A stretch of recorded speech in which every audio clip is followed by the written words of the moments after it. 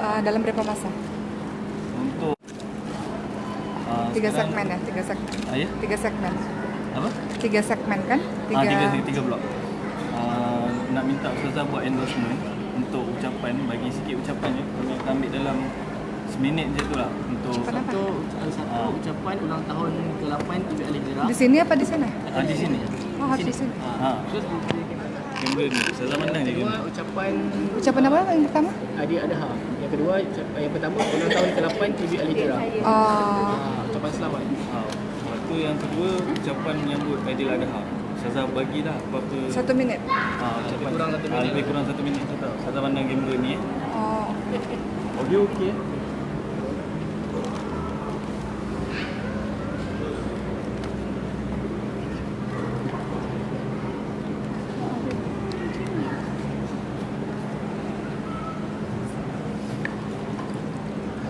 Sekarang? Macam ni lah ucapan dia lebih kurang.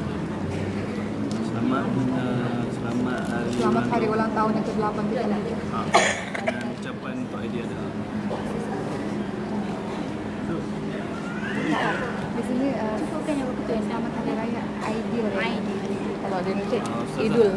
Aidil. Aidil Adha. Ini tak payah. Ini nanti untuk ucapan je dulu. Ustazah test mic dulu. Assalamualaikum, tes 1 2 3. Tes 1 2 3. Tunggu sini.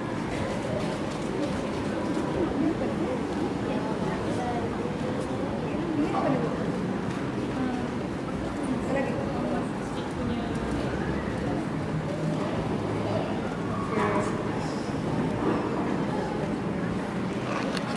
Puan-puan sekalian, mohon izin saya 2 menit saja untuk TV Al-Hijrah, lepas itu kita mulai. Sebelumnya saya juga minta maaf karena saya ini tak tahu Malaysia, jadi saya tak tahu jalan. Kalau di Indonesia saya dah lari, ya, jadi saya tak tahu jalan, masalah teknikal, masalah transport, sehingga saya sampai terlambat di sini. Dimaafkan tak? Insya Allah. Baik. Dah? Dah? Okey, pergi. Ini macam dah. Tak ada. Pergi. Okey.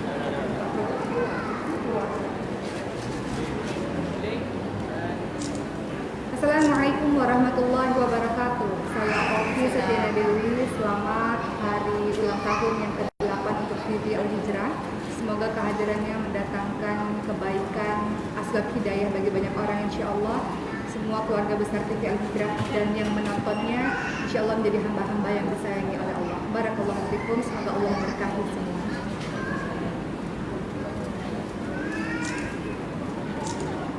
Aidil Adha.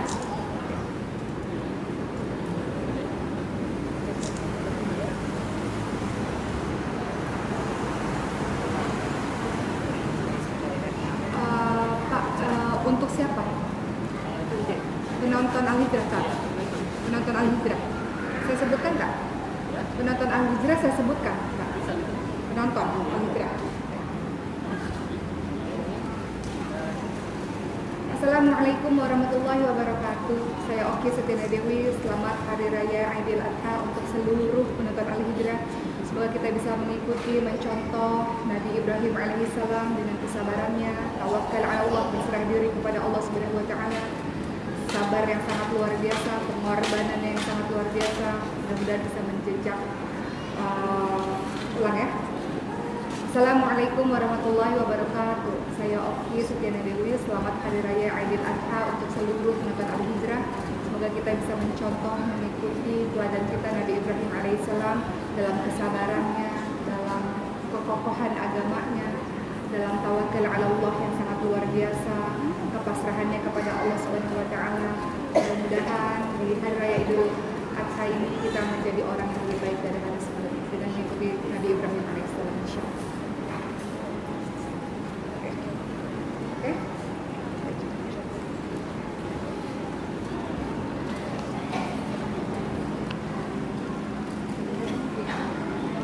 Mesti Ustazah. Sudah bisa mulai, Bu? Oke.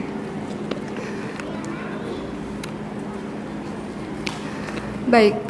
Bismillahirrahmanirrahim. Assalamualaikum warahmatullahi wabarakatuh.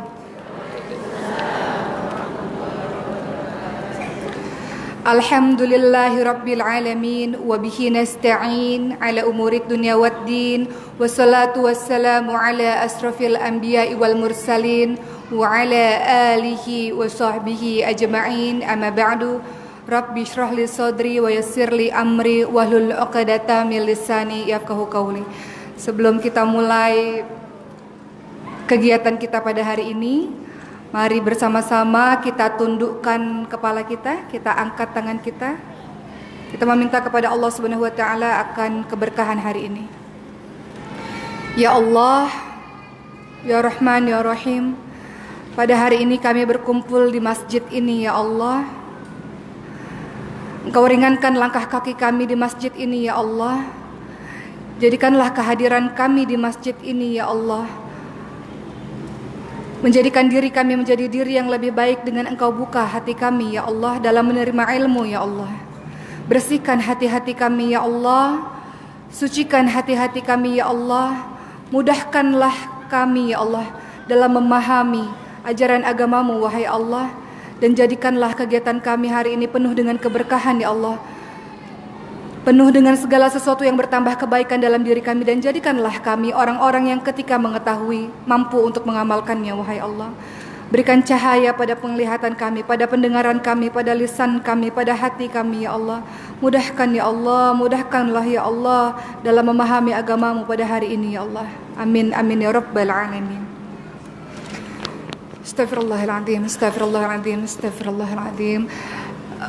Ibu-ibu yang dirahmati oleh Allah Subhanahu wa taala, alhamdulillah saya sampai juga di masjid ini. Seperti yang saya katakan sebelumnya, ada masalah technical transport sehingga memang tak ada yang menjemput saya. Sehingga lambat sampai di sini. Tadi saya katakan kalau saya di Jakarta, saya tahu jalan, saya dah lari.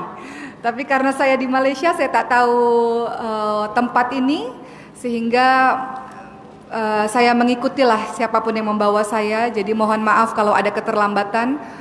Mudah-mudahan walaupun terlambat, tapi ada sesuatu yang bermanfaat yang bisa diambil pada hari ini.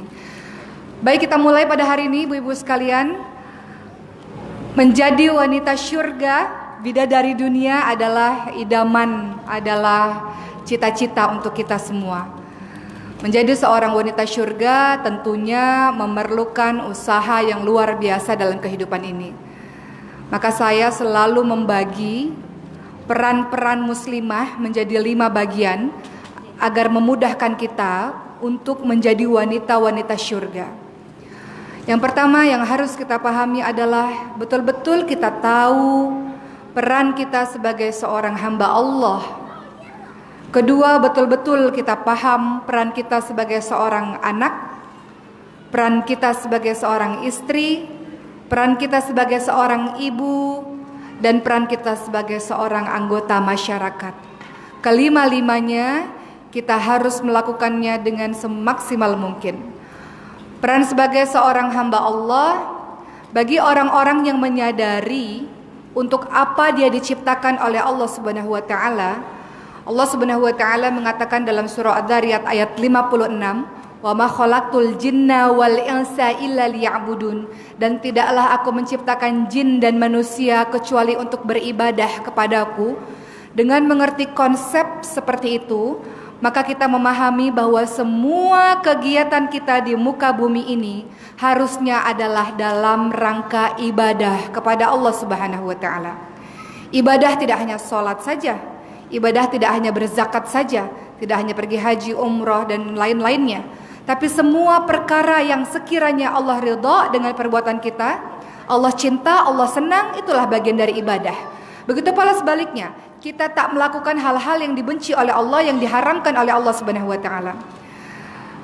Dengan konsep bahwa Allah menciptakan kita bukan karena main-main, tapi karena untuk ibadah kepada Allah, maka kita paham Allah punya haknya Allah untuk diibadahi. Namun kita harus paham, kita beribadah atau tidak, kita sholat atau tidak mengurangi kemuliaan dari Allah Subhanahu wa taala. Yang memerlukan sholat kita, bukan Allah. Kita sholat tak sholat, Allah tetap mulia. Yang memerlukan sholat, yang memerlukan ibadah-ibadah lainnya adalah kita sendiri. In ahsantum ahsantum li anfusikum wa in ahsantum falaha. Seluruh kebaikan yang engkau lakukan ya untuk dirimu sendiri. Semua keburukan yang engkau lakukan untuk dirimu sendiri. Artinya kalau kita memahami konsep bahwa seluruh hidup adalah ibadah, bekerja pun ibadah, mengasuh anak adalah ibadah, taat kepada suami adalah ibadah, mengerjakan pekerjaan sehari-hari adalah bagian dari ibadah, sehingga tenang sekali hidupnya. Berbisnis, berniaga adalah ibadah. Kalau ada orang yang berbisnis, berniaga, lalu merasa iri, dengki dengan orang lain karena orang lain lebih berhasil, lebih sukses dibanding dengan dirinya, kemudian ia merasa dia mencuri idea saya dan segala macam penyakit hatinya, susahlah hidup kita. Tapi kalau kita tahu bahwa yang perlu saya fokus dalam hidup ini adalah beribadah, ikhtiar semaksimal mungkin, tak perlu pikirkan orang lain diberi kenikmatan oleh Allah, alhamdulillah, kita doakan dia, kita juga mendapatkan hal yang sama, karena malaikat mengatakan kau juga dapat yang sama kalau kita mendoakan orang lain. Kalau kita merasa bahwa kehidupan ini adalah ibadah, maka tenang hidup kita, teman-teman sekalian. Seperti itu. Kemudian kita mengetahui dan senantiasa berucap dalam salat kita, inna sholati wa nusuki wa mahyaya wa mamati lillahi rabbil alamin. Sesungguhnya salatku, ibadahku, hidupku, matiku hanya untukmu wahai Allah. Sadar tak kita ucapkan itu setiap hari? Kita berikrar, berjanji, mengucapkan, ya Allah, semuanya ya Allah hanya untukmu wahai Allah. Kalau kita tahu dan kita sadar dengan ucapan kita, maka kita melakukan berbagai macam kegiatan, berusaha untuk lillah karena Allah, ikhlas karena Allah Subhanahu wa taala. Ikhlas dalam beramal menjadi hal yang sangat penting, teman-teman sekalian. Ikhlas dalam beramal bagaikan kepala dengan tubuh. Ikhlas adalah kepalanya. Kalau kepala tidak ada kehidupan, tidak ada tubuh, betul? Tubuh tak akan bisa hidup. Begitu pula dengan ikhlas, segala sesuatu yang dilakukan lillah karena Allah. Kalau berbuatan tak ikhlas, tak lillah karena Allah, tak dalam rangka ibadah kepada Allah Subhanahu wa taala, maka akan sia-sialah perbuatan itu. Jadi kalau kita mengerti konsep bahwa akulah hamba Allah, aku punya hak, Allah punya hak untuk diibadahi, untuk kita beribadah pada Allah, maka hari-hari yang kita jalankan adalah penuh dengan mencari ridha Allah, mencari perhatian dari Allah Subhanahu wa taala. Ibu-ibu melayan suami, terkadang suami marah, suami tak suka, kita pun kadang kesal, tak suka dengan suami. Tapi ibu masih tetap memasak, ibu masih tetap gosok baju, ibu masih tetap sapu, sebab apa? Sebab ibu tahu bahwa melayani suami adalah bagian dari ibadah kepada Allah Subhanahu wa taala. Sebab ibu tahu bahwa perempuan salihah di dalam agama Islam adalah fasalihatu qanitatun hafidhatul lil ghaibi bima hafidhallah. Salah satu syaratnya dalam surah An-Nisa ayat 34 adalah taat kepada Allah. Kita benci, terkadang tak suka dengan suami, tapi kita tetap layan suami dengan baik, sebab kita paham bahwa kita sedang melakukan ibadah. Kita mencuri perhatian Allah, mencari perhatian Allah, bukan mencari perhatian suami atau orang lain.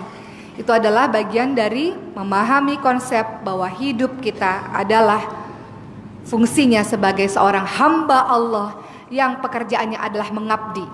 Kita semua sama, Allah takdirkan Oki menjadi orang yang tampil di televisi, fulanah menjadi guru, fulanah menjadi lawyer. Semua Allah bagi-bagi peran, tapi sebetulnya tetap sama. Apapun yang Allah bagikan kepadamu, peran-peran tersebut adalah bagian dari ibadah kepada Allah Subhanahu wa taala. Dokter adalah jalan untuk ibadah kepada Allah. Lawyer, pilot dan semuanya, semua profesi adalah bagian dari ibadah kepada Allah Subhanahu wa taala. Dalam surah Al-Baqarah ayat 30, a'udzubillahi minasyaitonir rajim. Wa idz qala rabbuka lil malaikatu inni ja'ilun fil ardi khalifah qalu ataj'alu fiha may yufsidu fiha wa yasfiqud dima wa nahnu nusabbihu bihamdika wa nuqaddisu lak qala inni a'lamu ma la ta'lamun. Masih dalam pembahasan peran kita sebagai seorang hamba Allah selain untuk beribadah, ternyata kita tahu bahwa dalam surah Al-Baqarah ayat 30, peran kita adalah sebagai seorang khalifah, sebagai seorang pemimpin di muka bumi ini, teman-teman sekalian. Yang malaikat-malaikat ketika Allah menciptakan manusia dalam surah Al-Baqarah ayat 30, malaikat mengatakan, untuk apa ya Allah? Wahai ya Allah, tahu tak bahwa manusia-manusia ini hanya akan merusak bumi saja dan melakukan pertumpahan darah saja. Namun Allah lebih mengetahui daripada para malaikat. Allah pilih kita sebagai seorang khalifah yang tugasnya adalah memakmurkan bumi, yang tugasnya adalah sebagai wali Allah, yang tugasnya adalah kuntum khaira ummah ukhrijat linnas ta'muruna bil ma'ruf wa tanhauna 'anil munkar. Kamu sekalian adalah umat terbaik yang tugasnya mengajak orang pada yang baik-baik dan mencegah orang pada yang buruk-buruk.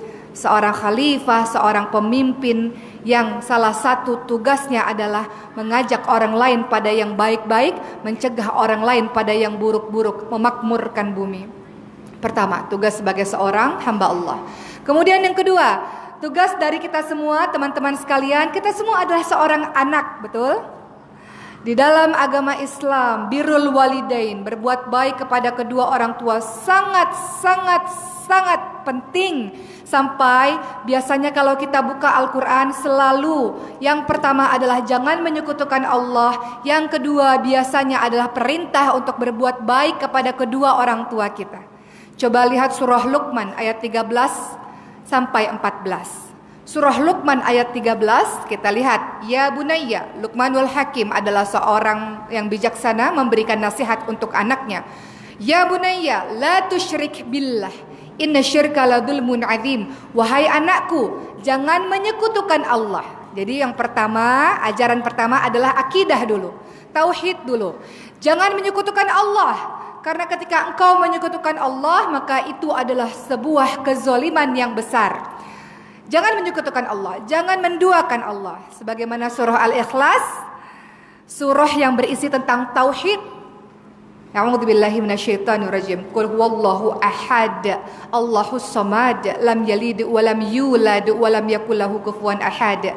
Katakan Tuhan itu esa, Tuhan itu satu, Allahus samad, Allah tempat bergantung. Allah tidak beranak dan tidak diperanakkan, dan tidak ada yang setara dengan Allah. Ini adalah surah Al-Ikhlas, ini adalah surah tentang tauhid, tentang akidah. Kenapa dikatakan Al-Ikhlas sepertiga Al-Quran? Karena membahas tentang akidah, tentang tauhid. Begitu pula dalam ajaran agama ini, pertama kali adalah perkara jangan pernah menduakan Allah, jangan pernah bergantung pada selain Allah. Namun nomor dua, biasanya di dalam Al-Quran, lihat surah Luqman ayat 14, bunyinya adalah bukan perintah yang lain-lain, melainkan perintah berbuat baik kepada kedua orang tua. Surah Luqman ayat 14, wa wasainal insana biwalidayhi hamalatu ummuhu wahnan ala wahni wa fisaluhu fi amaini an ishkur li wa liwalidayk. Kita diperintahkan untuk berbuat baik pada ibu bapak, khususnya kepada ibu yang telah mengandung, hamil dalam keadaan lemah yang bertambah-tambah. Ibu pula lah yang menyusui kita selama 2 tahun. Allah minta kita untuk berterima kasih kepada kedua orang tua kita, berterima kasih kepada Allah Subhanahu wa taala. Birrul walidain betul-betul ditekankan dalam agama ini, teman-teman sekalian. Terkadang di antara kita sibuk mencari surga di luar, sibuk berbuat baik di luar. Dia lupa bahwa ada surga di rumahnya sendiri. Siapa itu? Ibunya sendiri. Banyak dari kita baik, hormat, santun kepada orang lain, tapi tidak kepada orang tua kita, khususnya kepada ibu kita. Hati-hatilah bagi siapapun yang durhaka kepada kedua orang tua. Kullu kalam ad-du'a, semua perkataan adalah doa. Perkataan seorang ibu merupakan doa yang mustajab kepada Allah Subhanahu wa taala. Ibu katakan kau anak durhaka, kita betul-betul akan menjadi anak yang durhaka. Ibu katakan kau tak akan sukses dalam hidup, kau akan sengsara dalam hidup, kita pun akan sengsara dalam hidup. Siapapun yang pernah membuat ibu menangis, membuat ibu tak ridha dengan perlakuan kita kepada dirinya, maka cepat-cepat minta maaf. Karena kesulitan hidup kita salah satunya adalah sebab dari ucapan ibu bapak kita. Ada dosa yang hukumannya disegerakan, tidak hanya di akhirat, di dunia langsung disegerakan. Salah satunya adalah dosa kepada kedua orang tua. Kalau dalam kehidupan kita kadang merasa susah, bisnis tak pernah berhasil, rumah tangga selalu saja bertengkar, hubungan tak baik, anak-anak kita tak baik, dengan jiran, dengan kawan selalu punya masalah. Cobalah kita periksa kembali, cek kembali hubungan kita dengan orang tua kita. Mungkin saja ada hal-hal yang tidak ridho di dalam hatinya yang membuat beliau pada akhirnya mengucapkan sebuah kalimat yang didengar oleh Allah dan menyengsarakan hidup kita. Ridullah fi ridul walidain, suktullah fi suktil walidain. Ridhonya Allah adalah ridhonya orang tua, maka harus kejarlah ridho dari orang tua. Sebaliknya, murkanya Allah adalah murka orang tua. Kemudian dalam surah Al-Isra ayat 23 pun sama. Teman-teman bisa buka. Wa qadara rabbuka alla ta'budu illa iyyahu wa bil walidaini ihsana, dan seterusnya. Dalam surah Al-Baqarah ayat 23 kita diperintahkan jangan menyembah pada selain Allah. Yang kedua, tetap berbuat baik pada ibu bapa. Birrul walidain luar biasa di dalam agama ini, teman-teman sekalian. Sehingga ada kisah dalam sebuah hadis sahih, seorang laki-laki ahli ibadah bernama Juraij. Tahu kisah tersebut? Juraij adalah seorang ahli ibadah, sembahyang terus-menerus. Suatu ketika ibunya mengetuk pintu, namun Juraij memutuskan untuk tak mendengar, tak membuka pintu, tak mau menjawab panggilan dari ibu. Dia tetap melanjutkan ibadahnya. Padahal ini adalah ibadah sunnah. Kemudian ibu Juraij marah. Ibu Juraij katakan, aku berdoa sebelum wafatmu, sebelum engkau mati, wajahmu diperlihatkan di hadapan para penzina, para pelacur. Ibunya berkata seperti itu dalam keadaan yang sangat marah. Akhirnya apa yang terjadi? Juraij sang ahli ibadah tiba-tiba difitnah.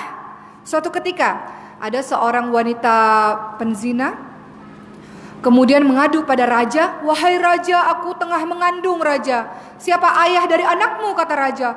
Juraij, dia adalah orang yang senantiasa beribadah di atas gunung itu. Dialah yang menjadi ayah bagi anakku. Kemudian Juraij akhirnya dihancurkan tempat ibadahnya dan hendak dihukum. Kemudian Juraij dipertemukan dengan wanita tersebut. Ketika hendak menerima hukuman, Juraij pun tersenyum. Kemudian pada akhirnya raja bertanya, kenapa kau tersenyum? Juraij berkata, aku teringat dengan perkataan ibuku. Ibuku mengatakan sebelum matiku, wajahku ini akan diperlihatkan di depan seorang penzina. Dan akhirnya bayi tersebut yang lahir dari wanita penzina itu pun bisa berbicara bahwa bukan Juraij ayahnya, melainkan seorang penggembala lainnya. Artinya dari kisah atau hadis sahih ini kita bisa mendapatkan pembelajaran bahwa perkataan dari seorang ibu itu sangat luar biasa berpengaruh dalam kehidupan kita. Baik-baiklah kepada ibu bapak, khususnya kepada ibu, teman-teman sekalian, pun jangan sama seperti Alqamah. Alqamah juga adalah seorang ahli ibadah. Namun ketika menikah, istrinya lebih diperhatikan dibanding dengan ibunya. Semuanya istrinya, ibunya dilupakan. Ibunya pun tak redha, tak ikhlas, tak suka, benci dengan perlakuan dari anaknya tersebut. Juraij dalam keadaan sakit, dalam keadaan sakratul maut, hidup tidak, mati tidak. Maka hal ini diadukan pada Rasulullah. Rasulullah kemudian berkata pada ibunya, apa sesungguhnya yang terjadi? Ibunya bercerita, saya marah pada Alqamah. Lalu Rasulullah katakan, kalau begitu kita bakar saja Alqamah. Ibunya tidak tega karena bagaimanapun ibunya adalah seorang ibu yang hamil, mengandung, yang melahirkan, yang menyusui Alqamah. Bagaimana mungkin tega melihat anaknya dibakar? Ibu Alqamah memaafkan, Alqamah pun dapat melewati sakaratul mautnya dengan baik, dengan tenang. Jadi teman-teman sekalian, ingin mendapatkan syurga, ingin meraih syurga, menjadi bidadari syurga, hal yang harus kita paham adalah betul-betul buat baik pada ibu bapakmu. Betul-betul birrul walidain. Jangan sampai kau baik pada orang lain, sebaliknya kau tak baik pada ibumu sendiri. Begitu juga untuk seorang ibu. Kita harus juga memperhatikan cara membuat anak baik pada kita, kita pun harus baik padanya. Bagaimana mungkin kita menginginkan anak kita baik, anak kita salih, anak kita hebat, diri kita sendiri tak menjadi contoh terbaik untuk anak-anak kita. Seseorang pernah datang kepada Umar bin Khattab radhiyallahu anhu, Amirul Mukminin, "Wahai Umar, wahai Amirul Mukminin, anakku adalah anak yang durhaka, tolong nasihati dia." Lalu anak tersebut pun dipanggil oleh Amirul Mukminin Umar bin Khattab, hendak dinasihati. Lalu anak tersebut mengatakan, "Tunggu dulu wahai Amirul Mukminin. Sebelum kau menasehati saya, bagi tahu saya, apakah tugas dari seorang ayah atau ibu, kewajiban dari seorang ayah atau ibu pada anaknya?" Maka Amirul Mukminin mengatakan, memberikan ibu yang baik, memberikan nama yang baik, dan mengajarkan agama atau mengajarkan Al-Quran. Maka sang anak mengatakan, "Ibuku, ayahku tak pernah melakukan ketiga-tiganya. Ibuku bukan seorang ibu yang baik, aku tidak diberi nama dengan nama yang baik, dan aku tak pernah diajarkan agama oleh kedua orang tuaku." Maka Amirul Mukminin mengatakan, "Ketahuilah bahwa sesungguhnya orang tuamu sudah durhaka terlebih dahulu dibanding engkau durhaka terhadapnya." Artinya, kita ingin anak-anak kita mau jadi anak-anak yang baik, harus kita dulu yang memberikan contoh yang baik. Dalam surah At-Tahrim ayat 6, "Ya ayyuhalladzina amanu qu anfusakum wa ahlikum nara wa quduhan nas wal hijarah." Wahai orang-orang yang beriman, peliharalah dirimu terlebih dahulu. Disebutkan, peliharalah, jagalah dirimu dan keluargamu dari api neraka yang bahan bakarnya adalah manusia dan batu. Teman-teman sekalian, puan-puan sekalian, kita menginginkan anak-anak kita juga birrul walidain, berbuat baik kepada kita, kita pun harus menjadi ibu yang baik untuk mereka. Tapi kalau sedari kecil kita suka pukul anak kita cubit anak kita bagikan sumpah serapah pada anak kita, jangan heran kalau nanti kalau dia sudah besar, dia akan melakukan hal yang sama kepada kita ketika kita sudah tua renta. Anak-anak lahir dalam keadaan fitrah, kitalah yang menjadikan dia Nasrani, Yahudi atau Majusi. Mereka semua lahir dalam keadaan fitrah, tunduk kepada Allah Subhanahu wa taala. Kitalah para orang tua yang menjadikan dia yang lain-lain. Orang tua punya tugas yang sangat besar, teman-teman sekalian, untuk membuat anak-anak kita menjadi anak-anak yang tidak hanya tunduk kepada Allah, tapi juga patuh kepada kedua orang tuanya. Berikutnya yang ketiga, peran kita sebagai seorang istri. Nak masuk syurga, kalaulah seorang istri wafat, meninggal dunia, suaminya ridho terhadapnya, maka dia bisa masuk syurga.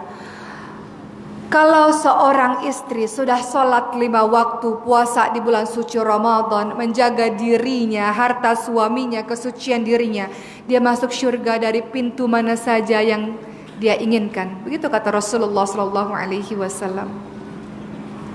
Ada kisah seorang tabi'in. Jadi laki-laki ini sedang belajar dengan gurunya, dengan syekh di masjid. Rajin sekali belajar. Tiba-tiba ada orang tua, bapak tua, yang penampilannya kaya raya, penampilannya bersih, tampan. Kemudian laki-laki tua itu mengatakan pada syekh, "Syekh, anak saya perempuan belum menikah. Punya tidak syekh seorang murid yang kiranya bisa menjadi suami bagi anak saya?" Lalu syekh menunjuk pemuda yang belajar tadi. Pemuda yang belajar tadi pun melihat bapak tua ini penampilannya kaya raya, wajahnya tampan. Pastilah anaknya pun tak jauh-jauh dari ayahnya. Pastilah anaknya pun cantik seperti ayahnya yang tampan. Akhirnya syekh tersebut mengatakan, "Kau mau tak menikah dengan anak perempuan dari bapak ini?" "Mau syekh," kata sang pemuda tersebut. Akhirnya dinikahkanlah di masjid itu. Lalu bapak tua ini pun membawa anak muda tadi, dibawa pulang ke rumahnya. Anak muda tadi melihat di rumahnya bapak tua tersebut, "Masya Allah, rumahnya besar. Luar biasa, betapa bahagianya hati saya menikah dengan seorang perempuan yang pasti cantik dan kaya raya seperti ini." Ketika masuk ke dalam kamar, maka alangkah terkejutnya pemuda ini, karena ternyata perempuan tersebut adalah perempuan yang memiliki begitu banyak aib. Matanya tak dapat melihat, begitu banyak penyakit kulitnya, rambutnya botak karena penyakit kulitnya, mulutnya tak bisa berbicara. Keadaannya sangat buruk, sehingga pemuda tersebut sangat terkejut. Lalu pemuda tersebut pun ingin segera menceraikan perempuan itu. Namun perempuan itu dengan merangkak mengatakan, jangan ceraikan saya. Tolong jangan ceraikan saya. Saya hanya ingin mendapatkan syurga dengan menikah, dan kalau suami ridho, saya bisa masuk syurga dengan ridho dari suami. Kau tak mau berdekatan denganku pun tak apa, tapi izinkan aku melayani sebagai seorang istri semampuku. Sampai seperti itu teman-teman sekalian. Maka beruntunglah, bersyukurlah bagi kita yang sudah bergelar menjadi seorang istri dengan ridho dari suami, maka kita bisa wafat dengan tenang. Bisa wafat, bisa kembali kepada Allah dalam keadaan masuk kepada syurga Allah. Wanita yang salihah, istri yang salihah seperti apa teman-teman sekalian? Kembali dalam surah An-Nisa ayat 34. Di dalam surah An-Nisa itu ada dibicarakan mengenai fungsi laki-laki dan fungsi perempuan. Dimulai dengan kalimat a'udzubillahi minasyaitonirrajim. Ar-rijalu qawwamuna 'alan nisa, untuk laki-laki. Ar-rijalu qawwamuna 'alan nisa'i bima faddalallahu ba'dahum 'ala ba'di wa bima anfaqu min amwalihim. Seorang laki-laki adalah qawwam, adalah pemimpin, pelindung bagi perempuan. Allah lebihkan dia dibanding dengan perempuan, dan dia punya kewajiban untuk menafkahi perempuan. Kalimat berikutnya dalam surah An-Nisa ayat 34, barulah digambarkan wanita yang salihah yang seperti apa yang sudah saya sebutkan sebelumnya. Fas-salihatu qanitatun hafidhatu lil ghaibi bima hafizallah. Wanita yang salihah adalah wanita yang taat kepada Allah Subhanahu wa taala dan menjaga dirinya ketika suaminya tidak ada. Menjadi wanita yang salihah maknanya saat engkau taat kepada Allah, engkau merasa perbuatanmu diawasi oleh Allah Subhanahu wa taala. Ada suami, tak ada suami, tetap kau akan melakukan perbuatan-perbuatan yang baik. Adapun wanita-wanita yang tak beriman, yang tak salihah, di depan suaminya baik, suaminya tak ada, dia menjadi liar dan tak baik. Dia tak menjaga kehormatan dirinya, dia tak menjaga dengan siapa dia berkawan, dia tak menjaga harta suaminya. Namun Allah ingatkan bahwa wanita yang baik dia taat pada Allah. Allah katakan, kena lakukan ini dia lakukan, kena lakukan itu dia lakukan. Taat kepada Allah. Orang-orang yang taat kepada Allah, dia akan taat pada suami. Semuanya kita harus taat kepada suami selama suami tidak memerintahkan kita kepada kemaksiatan, teman-teman sekalian. Suami kata buka tudung, tak boleh kita ikut. Sebab dalam surah Al-Ahzab ayat 59, perintah Allah adalah berhijab. Yudanina alaihina min jallabibihina dzalika adana ayurafna fala yudain. Al-Ahzab ayat 59 kalau saya tak salah. Silakan dibuka. Ulurkan jilbab, tudung ke seluruh tubuhmu supaya kamu mudah dikenal sehingga tidak diganggu. Itu perintah Allah. Kalau suami katakan buka tudung, tak bagus, tak cantik, tak bolehlah kita patuh kepada suami. Semua kita harus patuh, kena patuh pada suami. Tapi selama suami sejalan, seiring, sehaluan dengan perkataan Allah Subhanahu wa taala. Ketika suami melakukan atau mengatakan, mengucapkan kalimat-kalimat yang dilarang oleh Allah, tak payah patuh. Tidak ada ketaatan dalam kemaksiatan, teman-teman sekalian. Namun biasanya orang-orang yang taat pada Allah, dia akan menjadi perempuan-perempuan yang salihah. Itu sebabnya kenapa Rasulullah ingatkan kepada orang-orang yang belum menikah. Kalau nak menikah, nak berkawin, lihatlah cantiknya, lihatlah keturunannya, nasabnya, lihatlah hartanya, dan lihatlah agamanya. Karena sebaik-baiknya adalah dilihat dari agamanya. Hasan Al-Basri mengatakan, kenapa dilihat dari agamanya? Kalau dia mencintaimu, dia akan memuliakanmu. Kalau dia tak mencintaimu, dia tidak akan menzalimimu, tidak akan melakukan keburukan terhadapmu. Menjadi seorang istri yang salihah ini sangat luar biasa. Istri yang salihah di riwayat lain dikatakan ketika dipandang menyejukkan. Terkadang suami pulang kerja, baru pulang kerja dalam keadaan penat, kita sambut suami dengan muka yang tak bagus.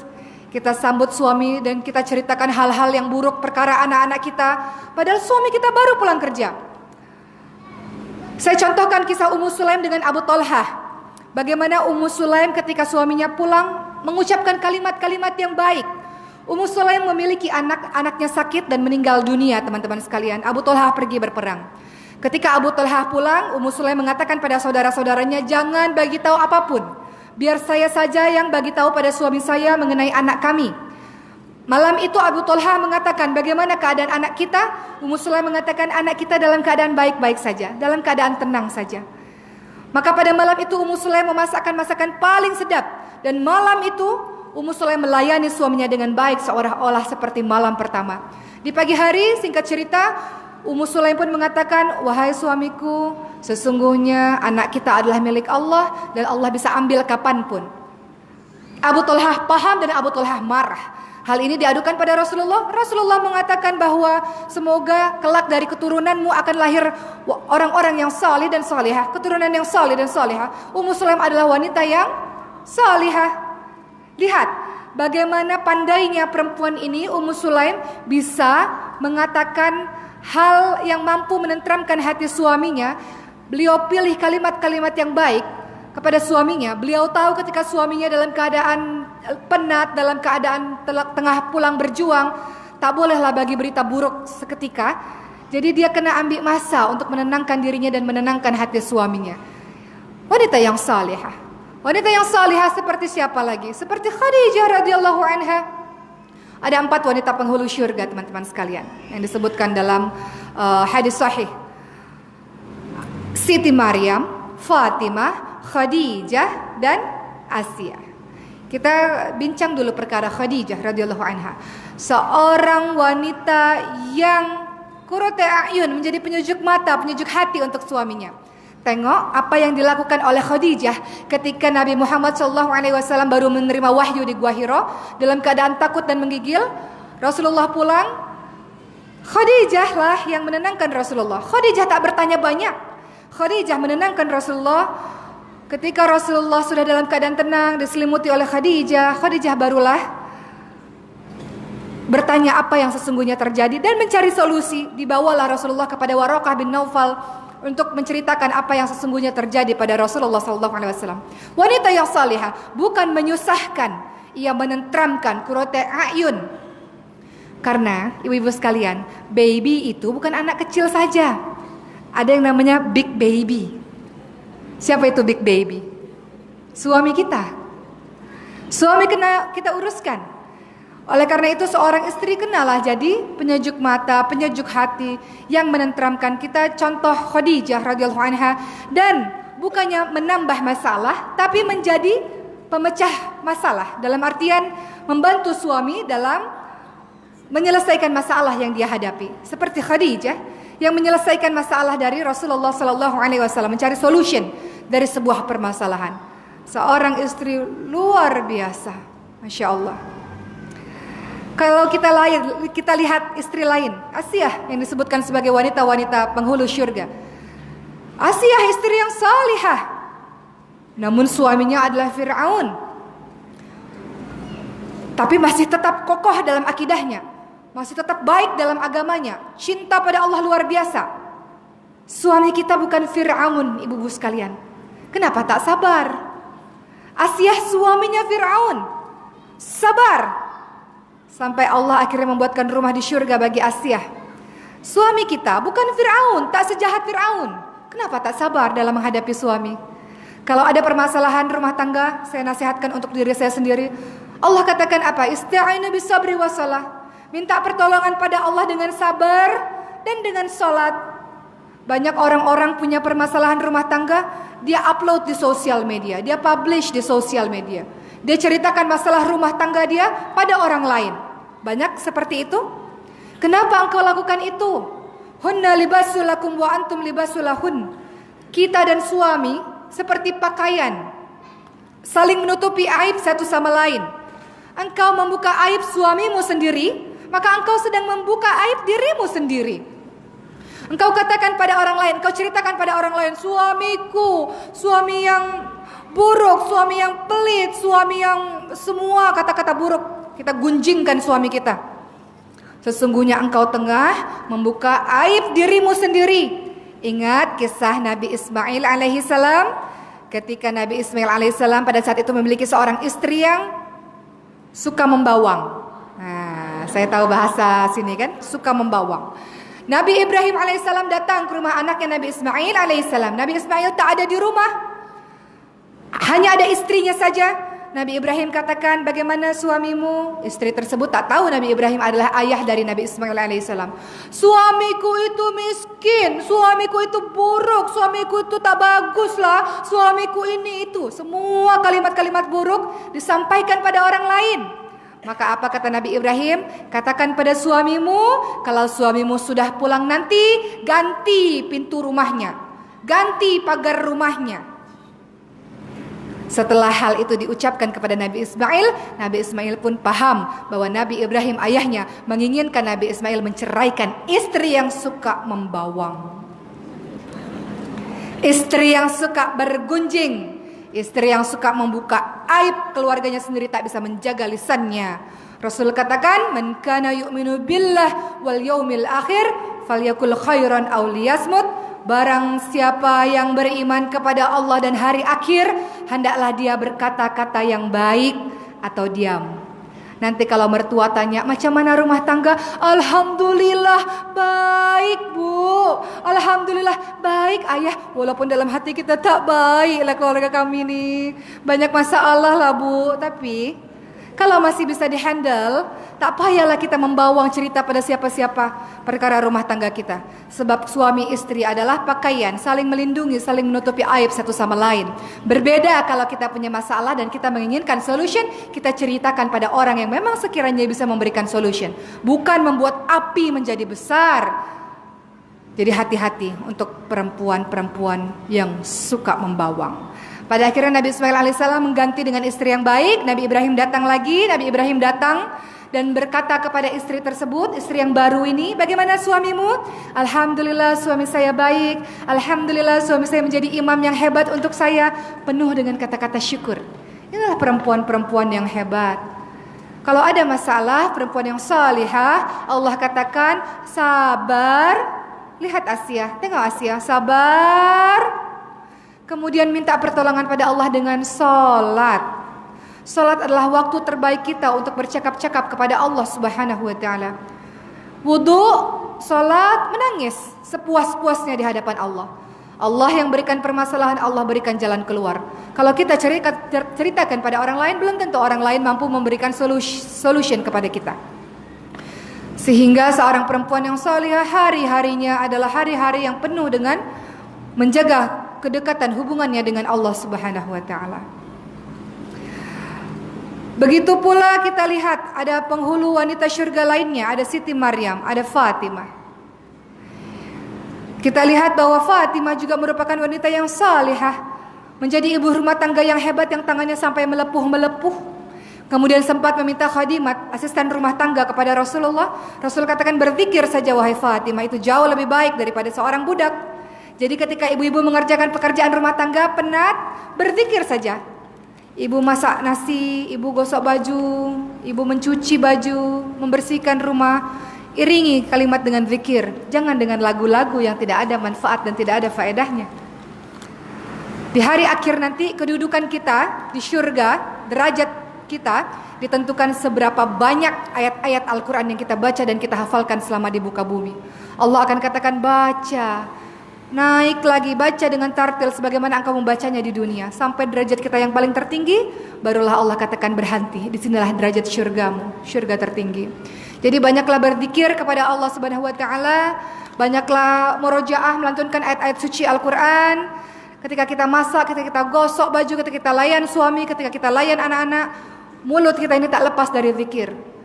Atau banyak-banyak beristighfar kepada Allah Subhanahu wa taala. Dengan begitu, maka seluruh apapun yang kita lakukan akan bernilai ibadah. Ingat bahwa ketika kita mengucapkan kalimat-kalimat di dalam Al-Quran, satu huruf bernilai satu kebaikan bernilai 10 pahala. Alif lam mim bukan satu huruf. Alif lam mim itu ada 3. Alif, lam, dan mim. Alif satu huruf, satu kebaikan, 10 pahala. Lam satu huruf, satu kebaikan, 10 pahala. Berlipat-lipat ganda pahala yang bisa kita raih. Ibu rumah tangga bukan pekerjaan ringan, pekerjaan yang tidak ada masanya, 24 jam. terkadang menjadi manajer keuangan, terkadang menjadi babysitter, terkadang menjadi chef dan lain-lain.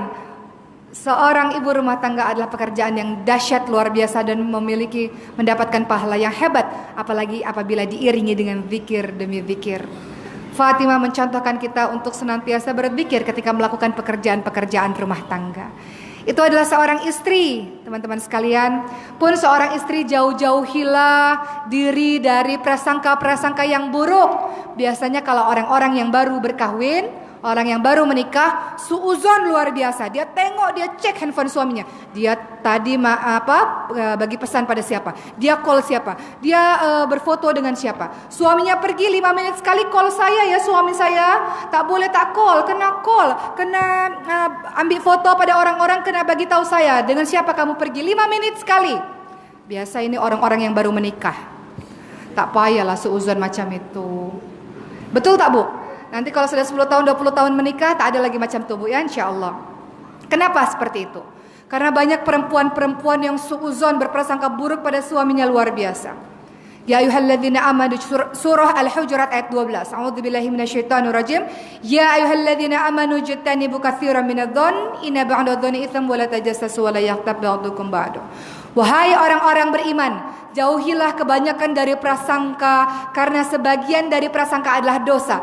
Jangan suuzon pada suami sendiri sebelum kau tengok dengan mata kepala sendiri. Adapun ada berita-berita fasik dalam surah Al-Hujurat ayat 6 disuruh apa? Fatabayyanu. Kalau ada orang-orang fasik bawa berita, kata surah Al-Hujurat ayat 6, ya ayyuhalladzina amanu in ja'akum fasiqun binaba'in fatabayyanu. Ketika ada orang-orang fasik bawa berita yang belum tahu kita betul tak salah atau betul kita belum tahu, kita diminta untuk tabayyun, klarifikasi, tanya kepada orang tersebut. Jangan belum apa-apa, suami tak tahu perkara apa-apa, kita sudah marah-marah pada suami, suuzon pada suami. Allah katakan jauhi kebanyakan dari prasangka, karena sebagian dari prasangkamu itu dosa. Dan jangan suka cari-cari kesalahan orang lain, terlebih cari-cari kesalahan suami. Suami dah baik, sholat di masjid, masih saja tak percaya. Jangan cari-cari kesalahan orang lain dan jangan suka menggunjing, gosip, membawang. Orang-orang yang melakukan ini, ayuhibbu ahadukum ayyakula lahma akhiki maitan fakarihtum. Kau seperti memakan bangkai saudaramu sendiri. Tentu kita merasa jijik ketika kita memakan bangkai saudara kita sendiri, apalagi suami kita sendiri. Seorang perempuan-perempuan yang salihah betul-betul dijaga lisannya nih. Banyak wanita masuk ke dalam nerakanya Allah, kata Rasulullah. Kenapa? Karena tak pernah bersyukur pada suaminya. Suaminya sekali buat salah, dia ingat-ingat betul kesalahan suaminya. Dia ingat-ingat betul kesalahan masa lalu suaminya. Dia katakan, suamiku ini tak baik lah, tak ada kebaikan apapun pada dirinya. Dia buat salah satu, kita ingat betul sepanjang hari. Dia buat salah satu, kita tak berterima kasih, kita lupa dengan semua kebaikan-kebaikan suami kita. Itulah yang Rasul katakan, inilah wanita penghuni neraka. Tak berterima kasih dengan suaminya. Suami buat salah satu, ada kurang satu, diingat betul kesalahan yang satu, lupa dengan 1000 kebaikan lainnya. Wanita-wanita yang tak bersyukur, tak berterima kasih kepada suaminya adalah wanita-wanita ahli neraka. Maka biasakanlah lisan kita untuk berterima kasih kepada suami, sebab dialah kita punya tempat tinggal yang selesa buat kita, sebab dialah kita punya anak-anak yang comel-comel, sebab dialah kita menjadi seorang istri, sebab dia kita menjadi seorang ibu. Terlalu banyak jasa-jasa suami kita, jangan sampai satu kesalahan yang dia buat membuat kita lupa akan seluruh kebaikannya. Menjadi seorang istri yang salihah, perjuangan yang sangat luar biasa. Tak usah buat macam-macam lah, selama kita tunduk patuh kepada suami, menjaga diri ketika suami tak ada, menyenangkan hati suami ketika suami pandang kita, kita bisa masuk syurga. Luar biasa seorang wanita di dalam agama ini. Dengan mengerjakan pekerjaan seperti itu saja, dia bisa masuk pintu syurga dari mana-mana saja. Namun banyak wanita-wanita zaman sekarang yang nusyus, wanita-wanita yang durhaka kepada suaminya sendiri. Wanita-wanita yang bersuara lebih keras dibanding dengan suaminya sendiri. Rasul katakan suaranya jangan lebih keras dari suami. Kalaulah aku boleh, kata Rasulullah, menyuruh seseorang bersujud di kaki orang lain, aku akan menyuruh seorang istri bersujud di kaki suaminya. Saking besarnya hak dari seorang suami terhadap istrinya. Saking luar biasanya seorang istri kena hormat pada suami. Pun suami harus mengetahui tentang posisinya tersebut. Ketika mengetahui posisinya itu, maka seorang suami pun betul-betul menjadi qawwam, menjadi contoh teladan bagi istri dan anak-anaknya. Tentulah harus adanya saling bantu-membantu antar suami dan istri. Suami saling mengingatkan, istri saling mengingatkan satu sama lain dalam ketaatan kepada Allah Subhanahu wa taala. Kalau tak bangun malam, percikkan air, kata Rasulullah, ke wajah pasangan kita untuk kita bisa sholat malam bersama-sama.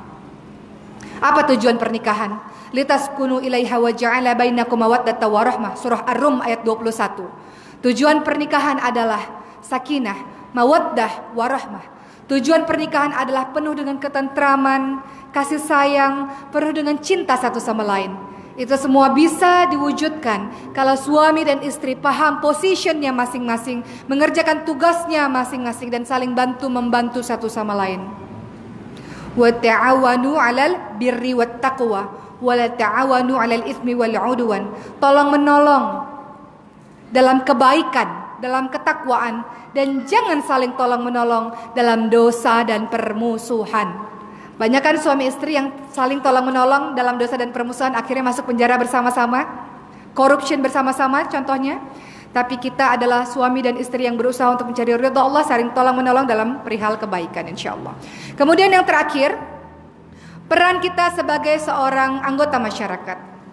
Peran kita sebagai sesama manusia, kita tak bisa hidup sendiri. Khairun nas anfa'uhum linnas, sebaik-baik orang adalah orang yang bermanfaat untuk orang lain. Maka jangan jadikan dirimu soleh, baik seorang diri. Bukankah tadi sudah diucapkan di awal, kuntum khaira ummah, umat Islam adalah umat terbaik. Punya tugas, punya kewajiban mengajak orang lain pada hal yang baik-baik dan mencegah orang lain pada hal yang buruk-buruk. Kita tak bisa baik sendirian. Begitu banyak negeri yang dihancurkan oleh Allah karena di dalam negeri tersebut banyak orang salih, tapi banyak juga orang berbuat maksiat. Namun orang-orang salih ini diam saja, tak mencegah orang-orang buruk tersebut untuk melakukan maksiat. Akhirnya Allah binasakan. Kenapa ada orang baik tapi tak ingatkan saudaranya untuk berbuat baik?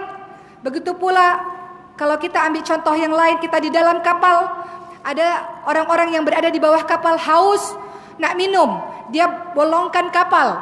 Lalu orang-orang yang ada di atas, di lantai atas, tak tegur orang-orang di bawah. Apa jadinya? Air masuk ke dalam kapal, siapa yang tenggelam? Yang di bawah tenggelam terlebih dahulu, yang di atas pun turut ikut tenggelam. Artinya apa?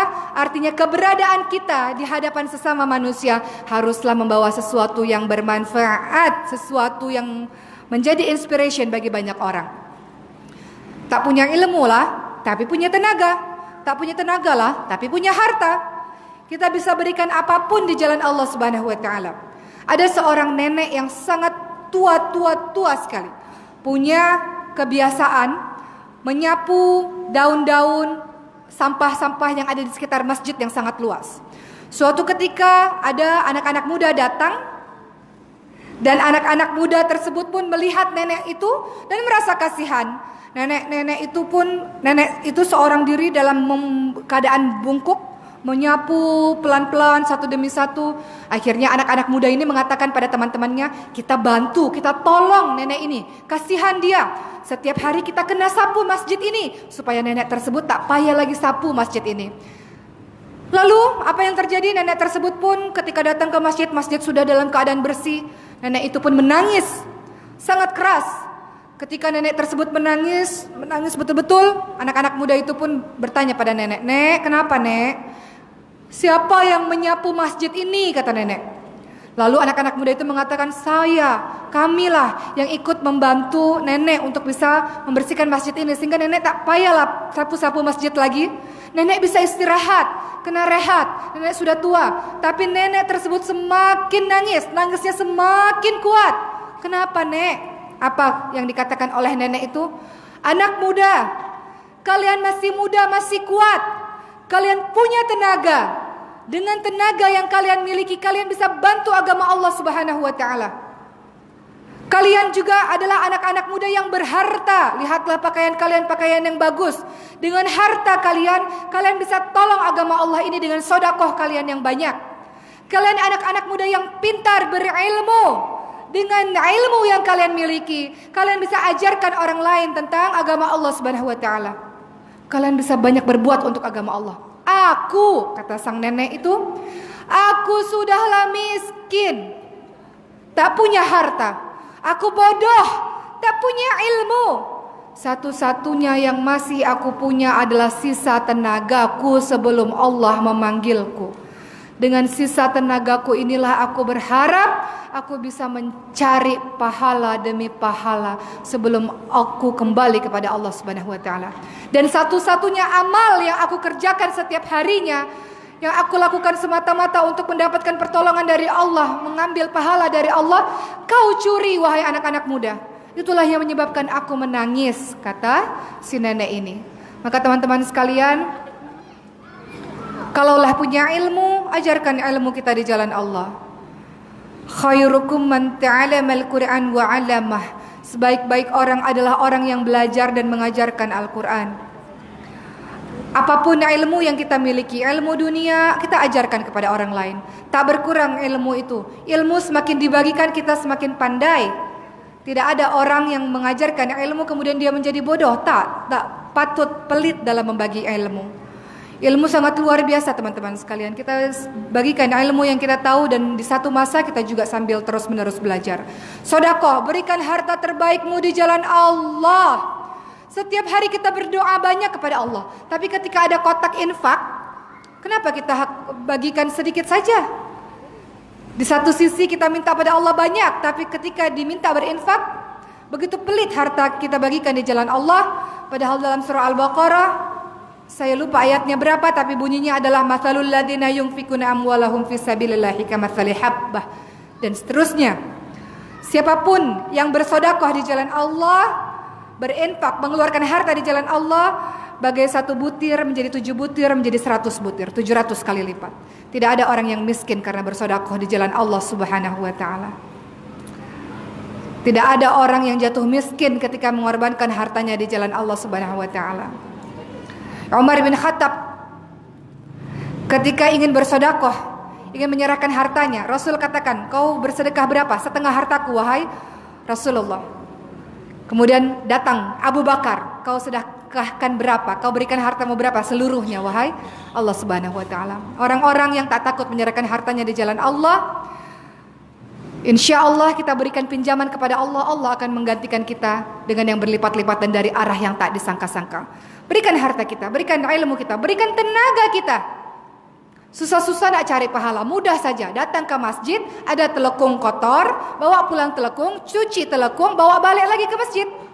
Siapapun yang sholat dalam telekung itu dapat kita amal jariah. Seberapa banyak orang yang sholat karena telekung yang kita cuci, kita pun mendapatkan pahala yang sama seperti pahala orang tersebut tanpa mengurangi pahalanya dia.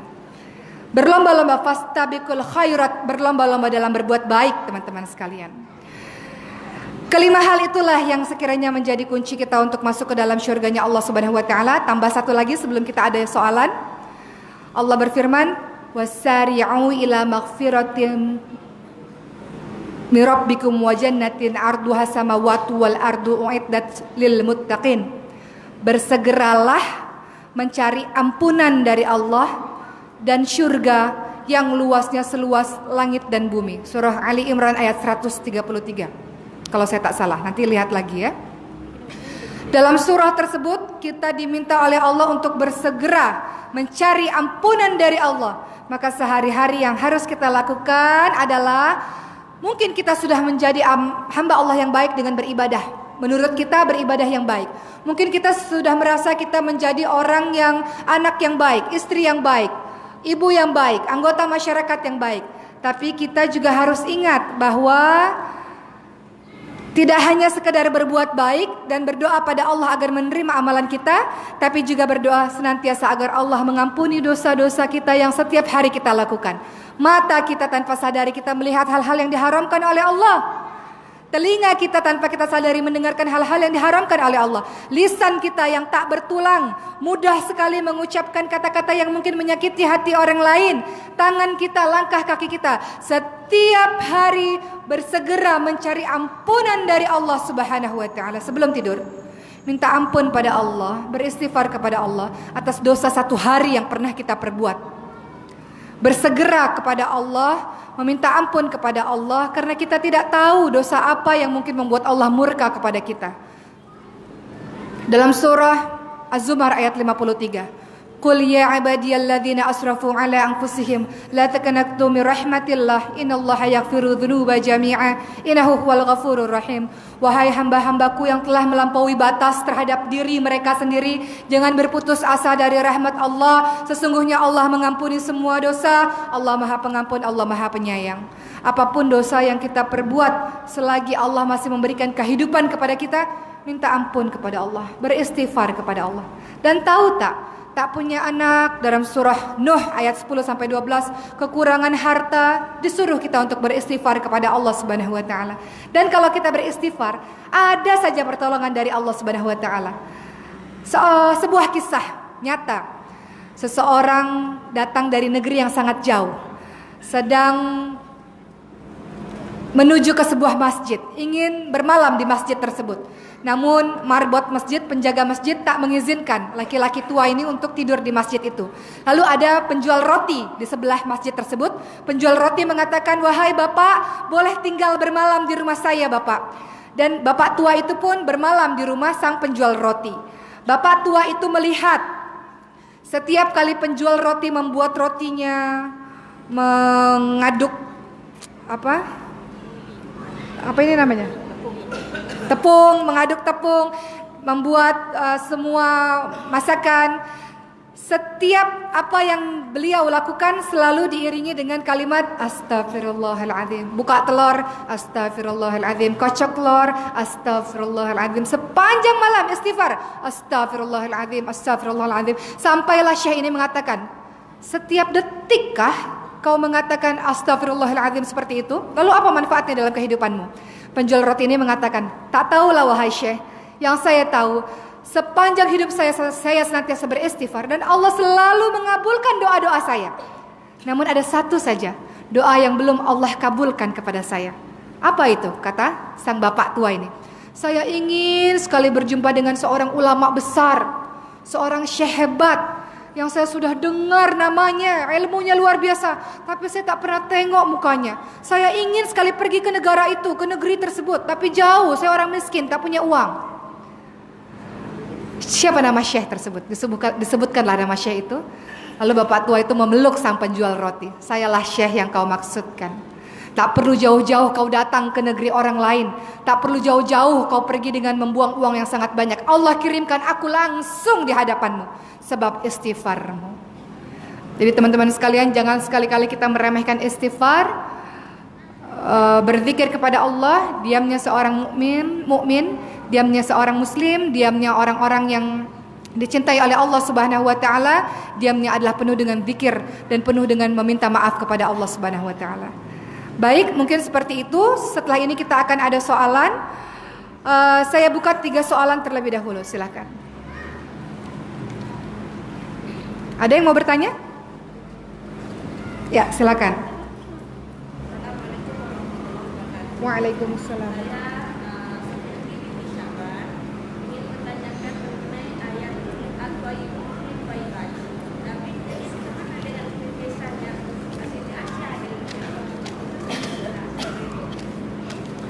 Surah Nur, An-Nur ya. Surah An-Nur ayat 26. Ya. Baik, selanjutnya ada lagi?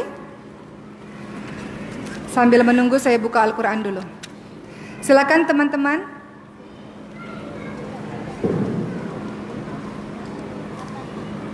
Ada?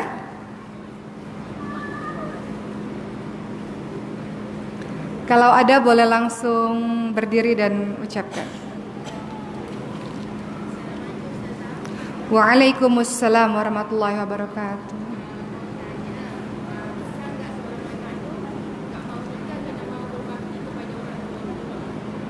Oke. Seorang anak tidak mau menikah karena ingin berbakti dengan kedua orang tuanya. Oke.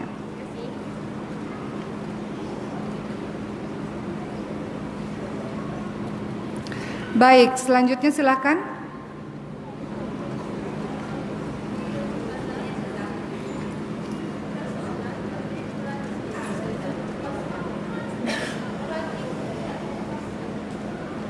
Saya tak dengar. Kenapa?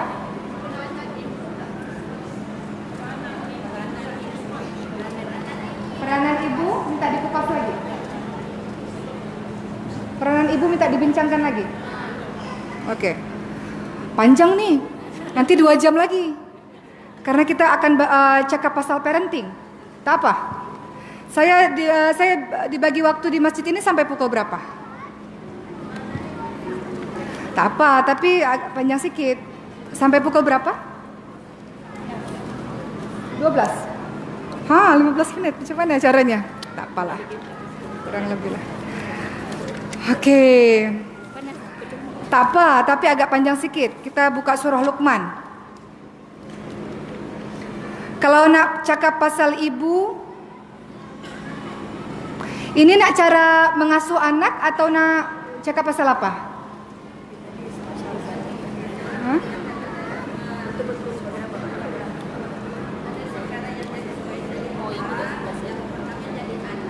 Ya, yang kedua menjadi seorang ibu. Baik. Oh, tadi belum cakap pasal ibu ya? Oh, oke lah. Skip pula. Baik, membicarakan mengenai seorang ibu. Saya lupa. Terima kasih telah mengingatkan. Peran sebagai seorang ibu, Masya Allah, ibu adalah madrasah pertama dari semua madrasah. Pengaruhnya menyentuh seluruh jagat raya. Ibu baik akan menjadikan anak-anaknya menjadi anak-anak yang baik. Anak-anak baik akan menjadi keluarga yang baik. Keluarga yang baik akan menjadi peradaban yang baik. Ibu yang rosak, macam mana nak didik anak itu menjadi anak-anak yang baik?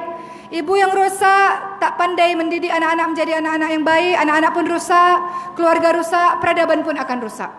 Itu sebabnya seorang ibu kena belajar betul-betul. Sebab dialah yang menentukan anak-anak dia ni nak dia bawa ke mana. Allah berfirman dalam surah Al-Mujadilah ayat 11, "Yarfa'illahu alladhina amanu minkum walladhina utul ilma darajat." Tidak hanya beriman saja, kita kena menjadi orang yang berilmu. Dengan adanya ilmu, maka Allah akan tinggikan kita beberapa derajat. Seorang ibu tak bisa menjadi ibu yang biasa-biasa saja. Contohlah ibu-ibu hebat. Contohlah Siti Hajar, tak usah jauh-jauh. Sahabiah ibu-ibu hebat. Tapi kita ambil contoh Siti Hajar. Siti Hajar, Masya Allah. Siti Hajar siapa? Siti Hajar itu sebetulnya istri Nabi Ibrahim alaihissalam. Tapi sebetulnya beliau itu siapa? Beliau itu tadinya adalah seorang anak raja. Namun karena berperang ketika itu, akhirnya anak raja itu pun Siti Hajar ini diambil untuk menjadi seorang budak bagi raja di Fir'aun. Nabi Ibrahim alaihissalam dan Siti Sarah pada saat itu melewati Mesir.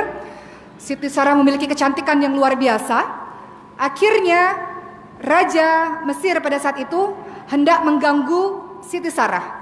Namun ketika mengganggu Siti Sarah berdoa kepada Allah, minta perlindungan kepada Allah. Akhirnya tangan dari sang raja ini pun kaku, tak bisa sentuh, tak bisa pegang. Sebanyak 3 kali sehingga raja menjadi takut. Maka raja pun meminta agar bisa kembali lagi bergerak tubuhnya dan menghadiahkan Siti Sarah seorang perempuan bernama Siti Hajar. Jadi ini adalah budak. Siti Hajar ini budak yang dulunya adalah seorang anak raja. Siti Hajar ini pun dibawalah pergi bersama Nabi Ibrahim dan Siti Sarah. Menikah berpuluh-puluh tahun, Siti Sarah tak punya anak. Siti Sarah menginginkan adanya keturunan. Akhirnya Siti Hajar pun menikah dengan Nabi Ibrahim atas permintaan dari Siti Sarah. Menikah, Siti Sarah namanya perempuan biasa, memiliki rasa cemburu. Kemudian Allah menginginkan agar Siti Hajar juga dibawa ke sebuah tempat, ke sebuah lembah yang tak berpenghuni, yang kemudian kita kenal dengan namanya Mekah. Itulah singkat ceritanya. Yang ingin saya ceritakan bagaimana Siti Hajar adalah ibu yang hebat. Dari tangan ibu yang hebat melahirkan generasi-generasi yang hebat.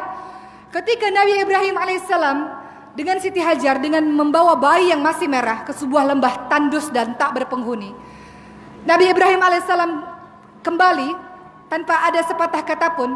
Siti Hajar berlari dan mengejar suaminya. Kenapa kau tinggalkan aku dan anakmu di tempat ini?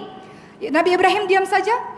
Terlampau sedih, tak mampu lagi untuk menjelaskan, tak mampu lagi untuk berbuat kata-kata. Macam mana tak sedih? Nabi Ibrahim alaihissalam sudah sangat tua dan menginginkan seorang anak. Begitu dapat anak, dipisahkan, tak boleh berdekatan dengan Nabi Ibrahim alaihissalam. Menangis, sedih luar biasa. Tapi ini adalah perintah Allah. Siti Sarah sambil menangis mengatakan, kenapa kau tinggalkan aku dan anakmu di tempat ini? Tak juga menjawab. Siti Hajar yang dianugerahi kepandaian oleh Allah pun mengatakan, betulkah ini memang perintah dari Allah Subhanahu wa taala? Allahkah yang menginginkan aku dan Ismail berada dalam tempat ini? Nabi Ibrahim pun mengangguk. Dan Siti Hajar tak lagi berkata apa-apa. Siti Hajar tak lagi mengucapkan, mengadu apa-apa lagi. Kalau Allah memang Allah yang menyuruh kami berada di sini, Allah tak akan pernah mensia-siakan kami. Allah tak akan pernah membuat kami susah. Allah pasti akan menjaga kami. Nabi Ibrahim pulang, Siti Hajar seorang diri dengan anaknya. Lihat seorang ibu yang hebat. Ketika Allah membuat sebuah perintah, begitu ada perintah Allah, didengar, taat. Tak banyak tanya, tak banyak nak cari tahu alasan-alasan lainnya. Taat, kalau memang perintah dari Allah, pasti Allah akan jaga. Allah tak mungkin susahkan kami, Allah tak mungkin sia-siakan kami. Aku ada Allah, Allahus Samad, Allah tempat bergantung. Ibu yang hebat. Seorang ibu yang hebat tidak hanya tawakal ala Allah, berserah kepada Allah Subhanahu wa taala saja. Tapi ibu yang hebat, dia adalah ibu yang sabar. Sabar itu bukan diam, tak melakukan apapun. Sabar adalah ketika kita punya persoalan, anak kita ada masalah, kita melakukan usaha semaksimal mungkin, ikhtiar paling baik, paling maksimal, sampai kita sudah tak mampu lagi. Itulah yang dilakukan oleh Siti Hajar. Bagaimanapun caranya anakku tetap harus hidup. Bagaimanapun caranya anakku tetap harus bisa bertahan. Apa yang dilakukan Siti Hajar? Di situ tak ada air sama sekali. Yang kemudian kita kenal dengan ibadah sa'i.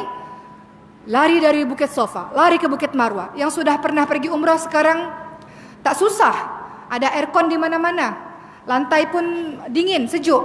Tapi dulu gurun pasir, panas, batu-batu. Siti Hajar berlari. Dia tahu tak ada air. Beliau tahu tak ada air, tapi beliau berupaya terus-menerus menjada-wajada. Yang bersungguh-sungguh insya Allah pasti akan berhasil juga dengan bantuan Allah. Lari terus-menerus menunjukkan artinya ada kegigihan, kesungguhan, sabar dalam menghadapi ujian dari Allah. Ikhtiar semaksimal mungkin. Setelah ikhtiar, Allah akan memberikan pertolongannya lewat air zam-zam dari kepakan sayap malaikat Jibril.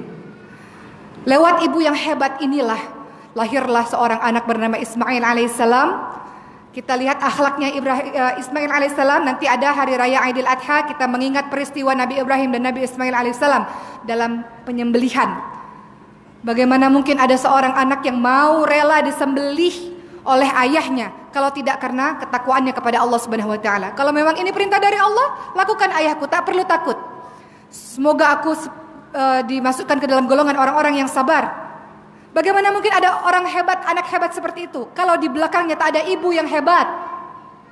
Nabi Ismail kemudian keturunannya sampai bawah adalah Nabi Muhammad SAW.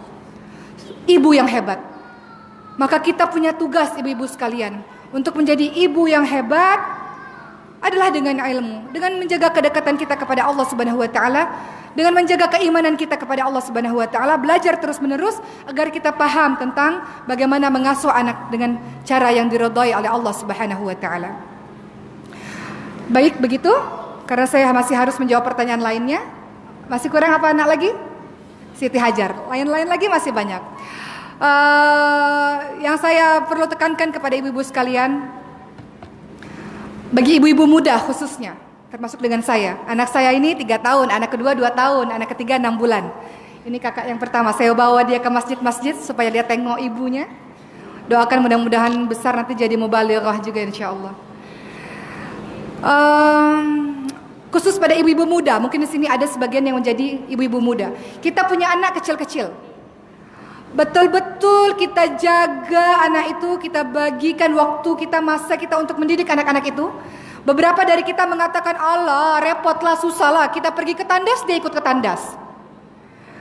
Kita pergi masak, dia tarik-tarik baju kita, dia ikut juga nak masak. Kita pergi kemana-mana, dia ikut juga. Percayalah, ini semua hanya sekejap saja. Waktu terus berjalan. Anak-anak itu akan besar. Ketika dia sudah besar nanti, mungkin dia tak lagi mau dipeluk dengan kita, tak mau lagi dicium dengan kita. Dia pergi ke university, dia pergi dari rumah kita, dia tinggalkan rumah kita karena nak sambung sekolah. Dia pergi dengan suami dia, tak ada lagi anak-anak di rumah. Ibu-ibu yang sudah punya anak besar-besar pasti tahu rasanya rindu dengan masa kecil anak-anak, betul Bu? Ibu tengok bilik dia, ya Allah, dulu bilik ini bising dengan anak-anak, bising dengan suara tangis anak-anak, sekarang tak ada lagi. Rindu, betul? Maka bagi ibu-ibu muda, selagi Allah masih membagi waktu, membagi masa untuk kita bersama dengan anak-anak kita, berikan waktu terbaik kita untuk anak-anak. Karena masa kecil itu cepat sekali berjalan. Usia-usia ini adalah usia-usia golden age, usia-usia emas, di mana semua apapun yang kita ajarkan, dia akan menyerap. Dia adalah peniru terbaik di muka bumi. Maka ajarkan pendidikan agama sejak kecil, betul-betul. Bagaimana bisa kita ajarkan agama kalau ibunya jauh dari agama? Bagaimana kita bisa ajarkan nak tutup aurat, ibunya sendiri tak tutup aurat? Nak baca Quran, ibunya sendiri tak pandai baca Quran. Maka bagi mereka yang belum menikah, atau mereka yang sudah menikah, atau kita yang sudah berpuluh-puluh tahun menikah, punya anak, tak ada kata terlambat kita belajar Al-Quran. Hudal lil muttaqin, petunjuk bagi orang-orang yang bertakwa. Tak ada lagi cara lain untuk kita menjadi orang yang betul selain kembali kepada Al-Quran. Dzalikal kitabul la raiba fihi hudal lil muttaqin.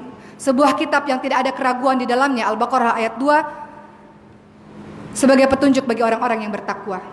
Nah, anak-anak kita hebat, back to Quran, cari di Quran bagaimana cara mendidik anak. Parenting kita buka dalam surah Luqman ayat 12 sampai 19. Itu semua membahas tentang parenting, bagaimana Luqman mengajarkan anaknya perkara-perkara yang dicintai oleh Allah Subhanahu wa taala. Dan jangan lupa, parenting bukan hanya soal ibu kepada anaknya, tapi ayah dengan anaknya. Di dalam Al-Quran lebih banyak membahas pasal pendidikan anak, ayah kepada anak, bukan ibu kepada anak. Lihat Nabi Ibrahim alaihissalam. Lihat Nabi, siapa lagi? Yakub alaihissalam. Kemudian ada siapa lagi? Nabi Syuaib. Kisah-kisah Luqmanul Hakim, Luqman kepada anaknya, dan masih banyak lagi. Di dalam Al-Quran pengasuhan tidak hanya ibu kepada anak, tapi juga ayah kepada anak. Jadi kita ajak suami kita untuk bersama-sama menjadi bapak yang hebat juga, agar kita bisa mewujudkan bersama-sama keluarga yang sakinah mawaddah warahmah insyaallah. Kemudian berikutnya tadi pertanyaan dalam surah An-Nur ayat 26. Wat-thayyibatu lit-thayyibin wat-thayyibun lit-thayyibat. An-Nur ayat 26 betul? Oh, dari awal ya. Al-khabithatu lil-khabithin wal-khabithun lil-khabithat. Wat-thayyibatu lit-thayyibin wat-thayyibuna lit-thayyibat. Wanita-wanita yang keji adalah untuk laki-laki yang keji, dan laki-laki yang keji adalah untuk wanita-wanita yang keji. Begitu pula berikutnya nanti ya, ayat itu dilanjutkan dengan wanita-wanita yang baik adalah untuk laki-laki yang baik, laki-laki yang baik adalah untuk wanita-wanita yang baik pula. Ayat surah An-Nur ayat 26 berkenaan dengan kisahnya Aisyah ketika difitnah. Jadi Aisyah itu punya sebuah peristiwa, difitnah oleh seorang laki-laki munafik. Namanya adalah Ubay bin Salul. Salul, ada yang tahu namanya? Kok saya lupa nama tokoh munafik? Ubay bin Ka'ab namanya? Ada seorang tokoh munafik. Ibu katakan Ubay bin Ka'ab, betul? Ubay bin Ka'ab bin Salul kalau saya tak salah. Nanti kita tengok lagi lah ya. Saya kena buka lagi. Seorang tokoh munafik ini memfitnah Siti Aisyah. Rasulullah SAW dalam peperangan, kemudian setelah pulang, dalam perjalanan pulang, berhenti di sebuah tempat. Aisyah pun turut berhenti. Aisyah turun dari untanya, hendak membuang hajat. Kemudian rombongan tak tahu bahwa Aisyah keluar dari untanya. Rombongan pulang lagi ke Madinah, Aisyah tertinggal seorang diri. Kemudian ada laki-laki sahabat Nabi yang tertinggal dari rombongan, namanya adalah Sofwan bin Mu'attal radhiyallahu anhu. Melihat ada seorang wanita ternyata adalah istri Nabi, cepat-cepat Sofwan mengatakan, naiklah wahai Aisyah, dan kemudian Sofwan bin Mu'attal pun membawa Aisyah menuju ke Madinah.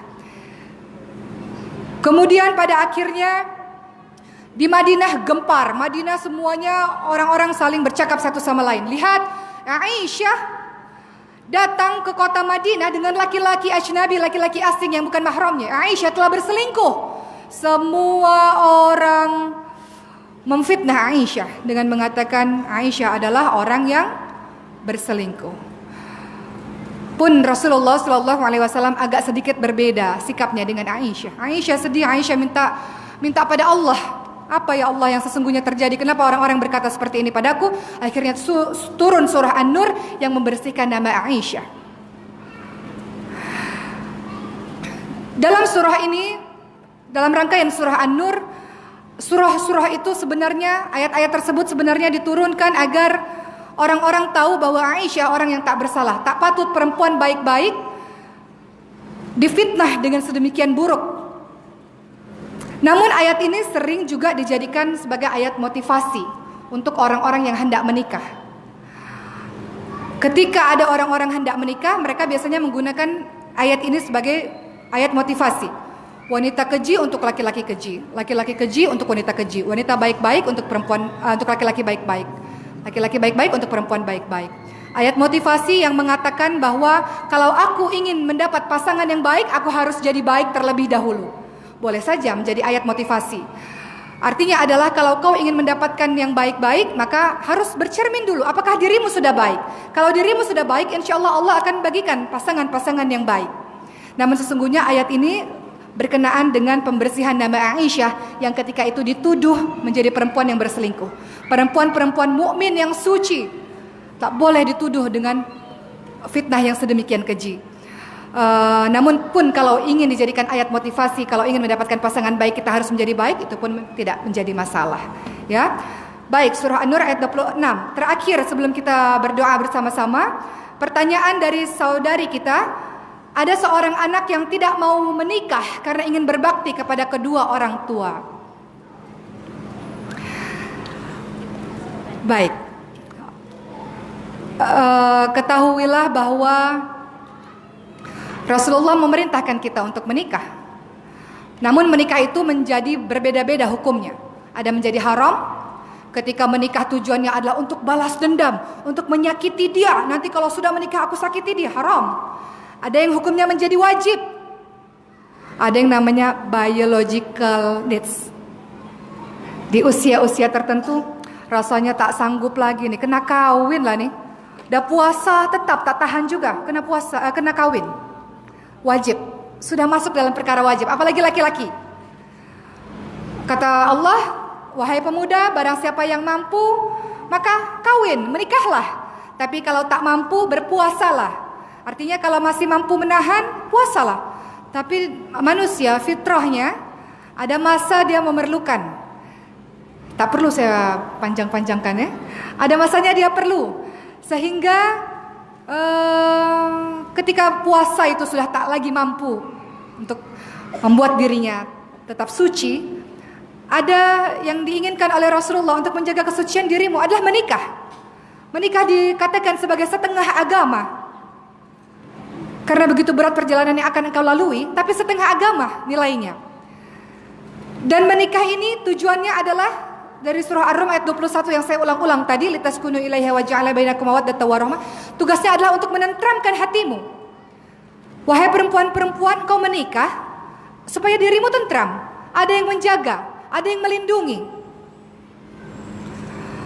Bagaimana kalau aku ingin berbakti kepada kedua orang tuaku? Engkau menikah dengan laki-laki dan kau ajak suamimu untuk berbakti juga kepada kedua orang tuamu.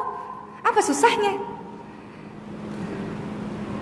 Tak ada masalah, yang paling penting adalah ucapkan syarat pranikah. Katakan kalau memang kita ingin menjaga, merawat ibu kita yang seorang diri. Sebelum kawin, sebelum menikah, katakan pada calon suami kita, Ibu saya seorang diri sudah tua, tak ada lagi yang menjaga. Kalau sudah menikah saya ingin berbakti kepada ibu saya. Mau tak syarat pranikah saya, kalau kau nak kawin dengan saya, kita tinggal bersama-sama dengan ibu saya. Ucapkan syarat pranikah tersebut. Kalau calon suamimu setuju, berbakti bersama-sama, birrul walidain bersama dengan ibu kita. Mertua adalah ibu kita juga. Jadi suami yang menikah dengan kita, orang tua kita, ibu kita adalah ibu dia juga. Jadi tak ada masalah dengan itu kawan-kawan sekalian. Tapi kalau ingin sepenuhnya berbakti kepada kedua orang tua, boleh. Tapi lihat lebih banyak mudarat atau maslahatnya. Timbang-timbanglah. Kalau tak kawin-kawin, tapi kemudian dating dengan laki-laki lain, itulah yang lebih tak boleh. Allah bagi jalan halal tak mau, Allah tak bagi jalan haram yang kau ambil. Allah katakan wala taqrabu zina innahu kana fahisya wa sa'a sabila. Jangan dekati zina. Zina perbuatan yang keji, jalan yang buruk. Kau tak nak kawin, tapi kau punya boyfriend. Kalau orang Indonesia katakan pacaran, dating. Tak ada batas laki-laki dengan perempuan. Kadang seorang diri sepi, nak diperhatikan, nak dijaga dengan orang, tapi tak punya suami. Akhirnya call suami orang. Atau call laki-laki lain, laki-laki ajnabi. Itu mendekati zina, itu Allah haramkan. Jelas-jelas ada jalan yang Allah halalkan. Kenapa kau tak ambil? Kawinlah dengan laki-laki yang juga berbakti kepada kedua orang tua, yang juga mau berbakti dengan kedua orang tua kita. Dengan begitu bakti kita juga tetap berjalan. Bakti dengan suami, kita bisa hidup dengan tentram juga dengan suami. Bukannya lebih senang adanya suami, bisa bantu bersama-sama dalam menjaga ibu kita. Ya, jadi seperti itu. Jadi jangan sampai, silakan merawat ibu bapak kita. Kalau kita masih tetap bisa menjaga kesucian diri kita dengan berpuasa, silakan. Tapi kalau sekiranya diri merasa perlu teman, perlu kawan, perlu penjagaan, perlu laki-laki yang mendampingi saya, kawinlah, menikahlah. Karena itu adalah sunnah dari Rasulullah SAW. Baik, sudah pukul 12, kita sudahi dulu acara kita pada hari ini. Untuk lebih berkah lagi, kita tutup tausiah hari ini dengan berdoa bersama-sama. Kita tundukkan wajah kita angkat tangan kita. Astaghfirullahaladzim, astaghfirullahaladzim, astaghfirullahaladzim. A'udzu billahi minasyaitonir rajim. Bismillahirrahmanirrahim.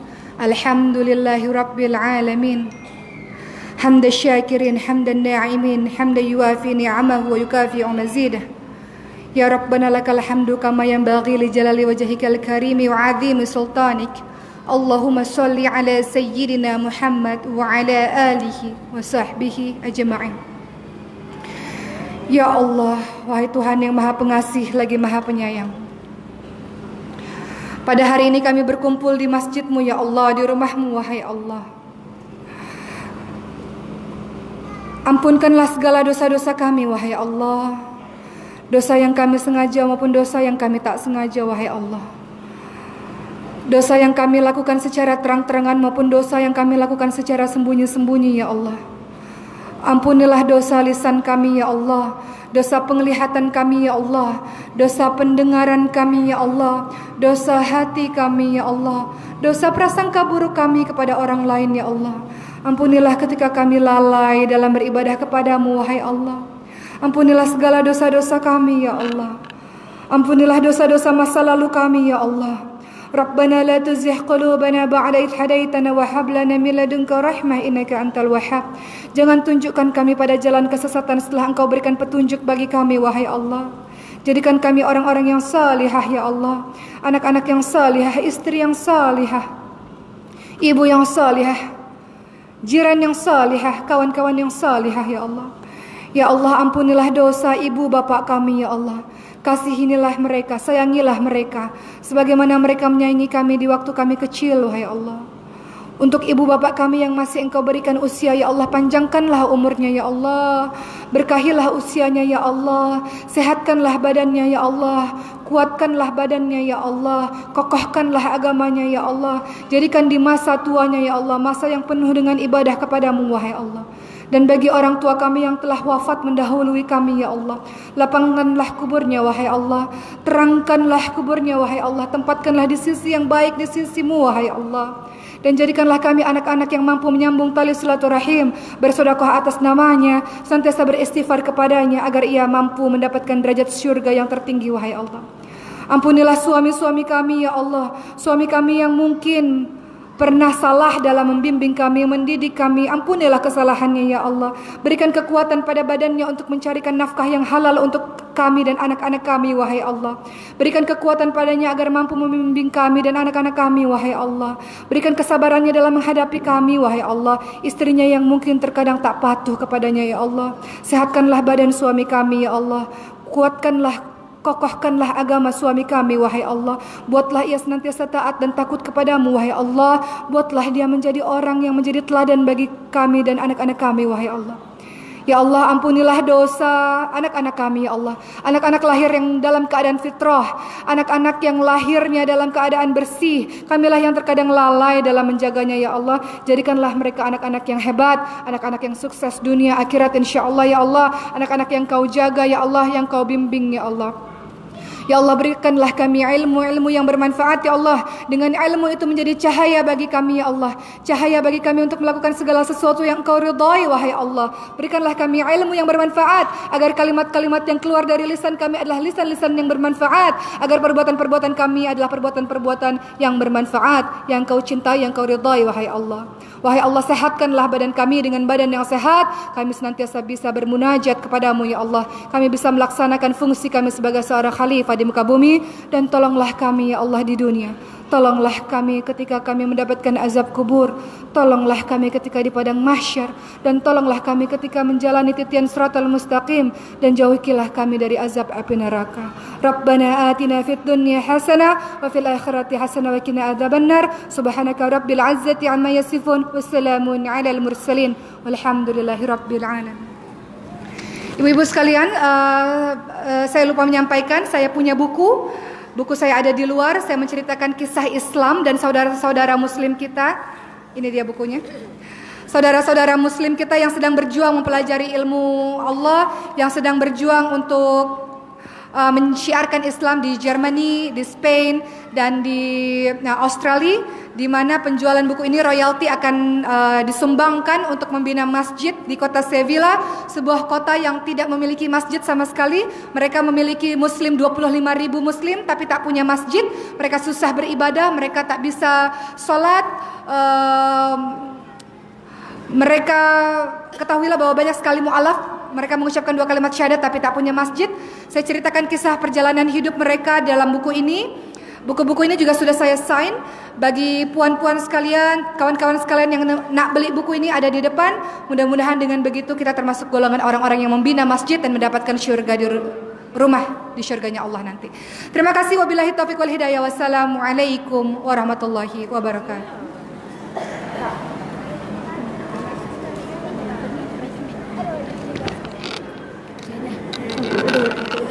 Boleh Di mana? Toiletnya? keluar mana? Toilet. Ustazah okey. Belum lagi. Ustazah nak pegang kat bawah. Kat bawah dah.